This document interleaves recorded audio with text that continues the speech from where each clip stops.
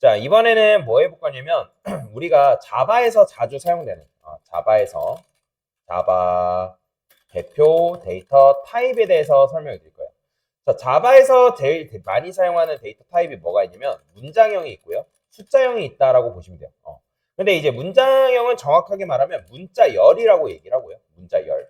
그 다음에 숫자형은 뭘로 표현할 수 있냐면, 두 가지로 표현할 수 있어요. 정수하고 실수로 표현할 수 있다라고 여러분들이 이해를 하시면 되거든요. 자, 그러면 우리가 문장 같은 경우는 아까 여러분들한테 말씀드렸던 것처럼 우리가 뭐 어서 와. 자, 큰 따옴표로 감싼 거. 큰 따옴표로 감싼 거는 뭐다? 문장으로 출력이 되고요. 그 다음에 여러분들이 내가 여기다가 50 썼어요. 그러면 이건 뭐예요? 문장 50이 출력되는 거예요. 문장 50. 근데 내가 만약에 숫자로서 이렇게 썼어요. 이건 뭐예요? 숫자 50이 출력이 된다. 그러니까 따옴표로 감싸냐 감싸지 않냐에 따라서 이제 다르게 출력이 된다라고 여러분들이 이해를 하시면 되거든요. 그래서 숫자 50이다라고 보시면 됩니다. 자, 그러면 여러분들 아시겠지만 내가 뭐 우리가 프로그램 언어에서 사칙연산을 배우진 않았어도 더하기 빼기 곱하기 나누기가 여러분 사칙연산이라는 건 알고 있잖아요. 그죠? 그러면 여기다 5 더하기 5 이런 식으로 썼어요. 그럼 뭐 나오는 거예요? 당연히 10이라는 결과가 이런 식으로 나오겠죠. 그죠? 자, 그런데 재밌는 게 있어요. 자, 제가 여기다가 아니라고 쓰고 플러스 0이라 써볼게요. 그러면 이거 맞춰보세요. 뭐 나올까요? 여러분들 문장과 문장을 더할 수 있다라는 걸 우리가 수학 시간에 배워본 적 있나요? 그런 적 없죠. 그래서 어렸을 때부터 우리는 문장과 문장을 더할 수 있다라는 개념을 배운 적이 없단 말이에요. 근데 자바에서는 문장과 문장을 더하는 게 가능해요. 그래서 문장과 문장을 더하면 새롭게 안녕이라는 문장이 탄생이 된다라고 보시면 돼요. 그래서 문장과 문장이 더하는 게 가능하다. 자, 그러면 제가 여기다가 이번에는 10과 그 다음에 20을 써볼게요.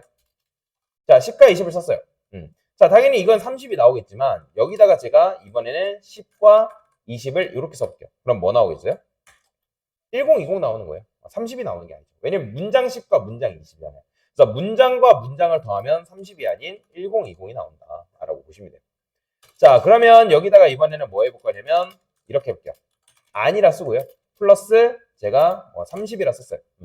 자, 그러면 맞춰보세요.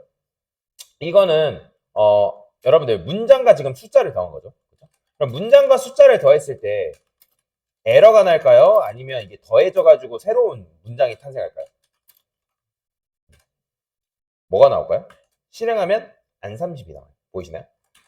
그런데 이제 여러분들이 방금 강사가 설명할 때 뭐라고 했냐면, 선생님, 이거 30은 문장이 아니잖아요. 그러니까 문장과 문장은 더하는 게 가능하기 때문에 더한다는 건 이해가 가능한데, 근데 자바에서는 여러분들이 이렇게 쓰게 되면 자바가 어떻게 판단하냐면, 이거 정수네? 그러면 여러분 생각합시다. 문장이 숫자가 될 수 있어요? 숫자가 문장이 될 수 있어요?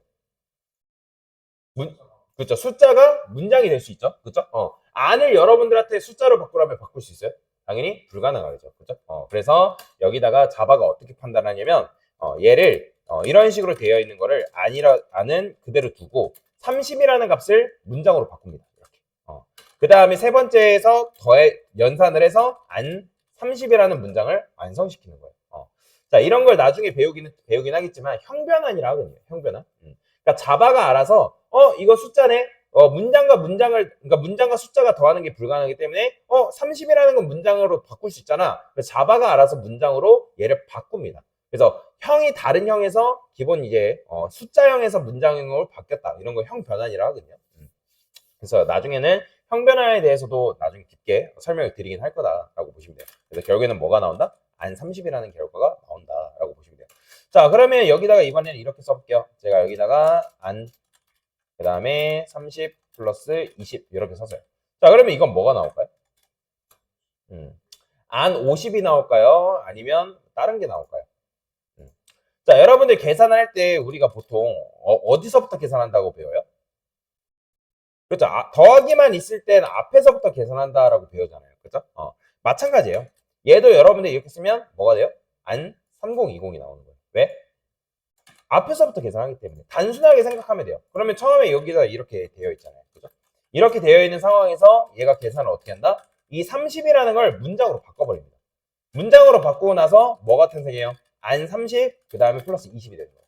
그 다음에 연산이 돼야 되니까 또 마찬가지 얘를 뭘로 바꾼다? 20으로 바꾸고 문장으로 바꾸고 그 다음에 다섯 번째에서 뭘로 한다? 이렇게 더해줘. 그래서 안 3020 이런 식으로 나온다. 그래서 결국에는 뭐다? 그래서 여러분들이 앞에서부터 계산한다라는 걸 알고 계시면 됩니다. 그래서 앞에 더하기 숫자 뭐 이런 식으로 하시면 되고. 자, 근데 여기서 이제 이런 것들이 있겠죠. 여러분들이 이제 더하긴 하는데 우리가 보통 더한다 했을 때 계산한다 했을 때 얘가 만약에 여기 소괄호로 감싸져 있대요. 그러면 우리가 보통 소괄호 감싸져 있는 것부터 계산해요? 바깥에 소괄호 바깥쪽에 있는 것부터 계산해요?